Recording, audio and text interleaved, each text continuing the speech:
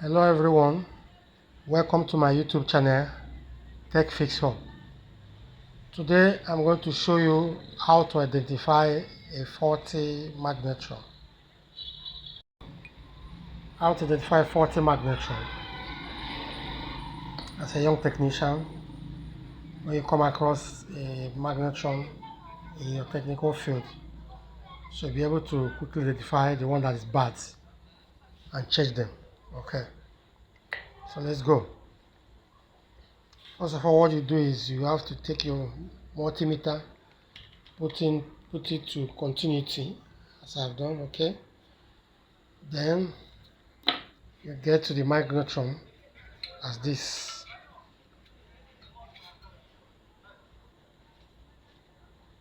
As you can see, this is brand name Sunbow, model number 2M219J.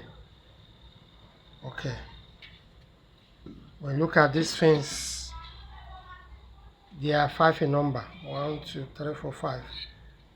These are just like a radiator. This is like a coolant. This helps to cool off the heat that passes on this very point.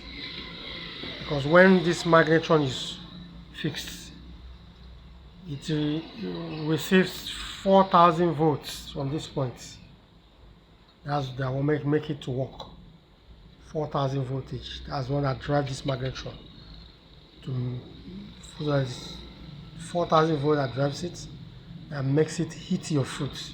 Okay, and when the heat is going through here, this point, this black point here, because the heat passes here, it gets too much hot, extreme. So that's why these reflectors are fixed here, so that it will dissipate the heat that's passing here. So that's why there is normally a fan that blows from this place, this point. There's a fan that blows here.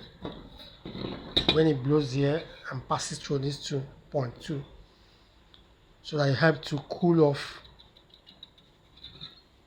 these points, because the heat is too much when it's working. So whenever you want to check, first thing you do is look at these fins, touch them, look at it closely, hold them one by one and shake. See how this one, none of them is shaking. You see, it's strong. You can run your hand like this or touch, shake them one by one. Like this one is firm, none of them is shaking. That's the first form of identifying if it's faulty or not. I can see this one is strong, none of them is shaking. That's the first way of identifying. Then the second thing you do, you take your probe meter, the black one, you put it on the pin as I've done, put it on this one of the pin as I've done. Then use the red one. Then you reuse the red one and read the second pin here. You see, it's showing 0, that's continuity. It's showing continuity. The next thing you do is you take the black, arc it on the body as I've done, and take the red probe and read the pins one after the other as I've done. Put it like this. I check the probe, there's no continuity. Then read the second one. Check the probe, there is no continuity. Okay, that means there's no continuity in any of them. That means the magnetron is good, it's okay, it's working fine. Okay, so now let's check the second magnetron. The second magnetron, this one is made by Gens, model number JM002. So this one, let's check the reading of this one too. So first of all, you start as I explained. This one now, look at this thing. This one is 4 in number. Why the first one is 5 in number? As you can see. All these 5 in number because they are bigger magnetron. This one is 4 in number. This reflector things. Because this is a smaller magnetron that normally have 4. So this one now is a smaller magnetron. That is why it has a reflector coolant 4 in number. So first thing you do, you have to run your hand on them. Okay, so when you run your hand, touch them gradually, you discover that this one is shaking. Look at this. This one is shaking. Okay, get a closer look at it. See this one is shaking. It can be one or all of them shaking. That means it's bad. That's the first method of discovering if the magnetron is bad or not.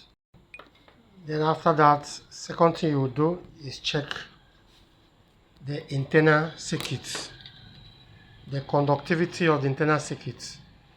You do that by putting your probe on the pins here. Put your probe on this pin, okay? The black probe here, take the red one and read here.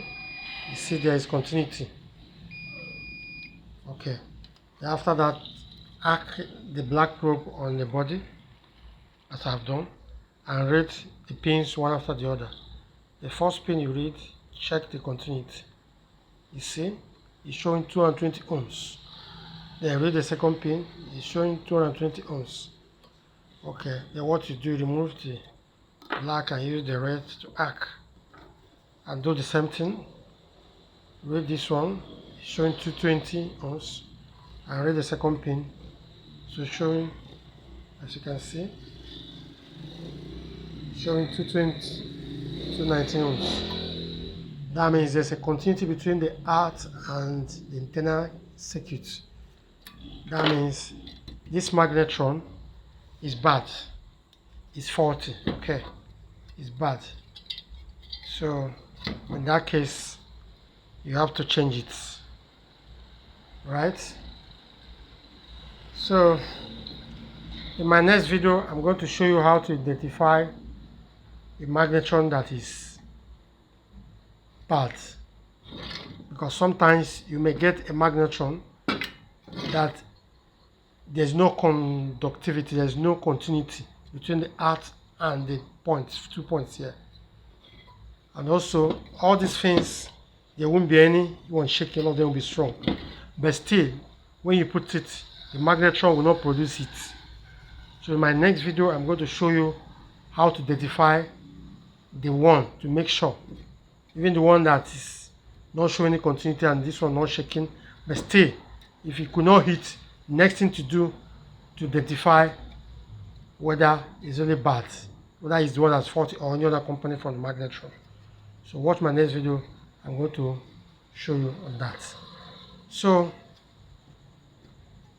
like my video, share and subscribe so you continue to get my tech videos. Thank you for watching. See you in my next videos.